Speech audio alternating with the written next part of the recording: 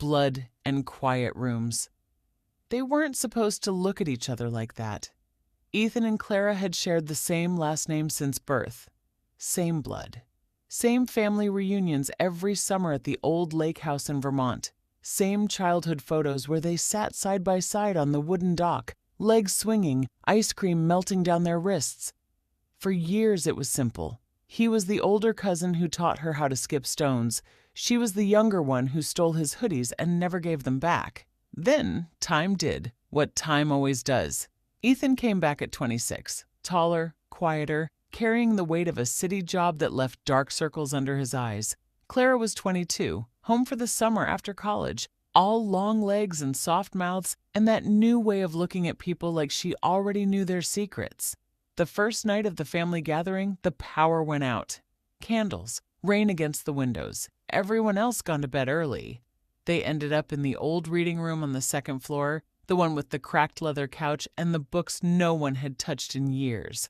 One candle between them. The flame kept leaning toward her every time the wind slipped through the window frame. Ethan sat on the floor with his back against the couch. Clara sat on the cushions above him, legs folded, one bare foot almost touching his shoulder. She spoke first, voice low. "You don't look at me the same anymore." He didn't answer right away, just stared at the candle like it might give him permission. "I know," he said finally. The silence that followed wasn't empty. It was heavy, charged, the kind that makes the air feel thicker. Clara shifted. Her foot brushed his shoulder. Deliberate this time. Soft. Warm. Ethan closed his eyes for half a second. "Clara, I know," she whispered. "I know we can't." But knowing never stopped the way her pulse jumped when he finally turned his head and looked up at her. Really looked. The kind of look that said he'd already lost the fight in his own head weeks ago. He reached up, slow, almost reluctant, and rested his hand against the side of her calf. Nothing more. Just the heat of his palm through her skin. His thumb moved once, a tiny, restless stroke like he was trying to memorize the feel of her before he forced himself to let go. She didn't pull away. Outside, thunder rolled across the lake. Inside, the candle flickered hard. Ethan stood up suddenly, putting distance between them like the floor had burned him. His voice came out rough. "We should go downstairs before someone wakes up."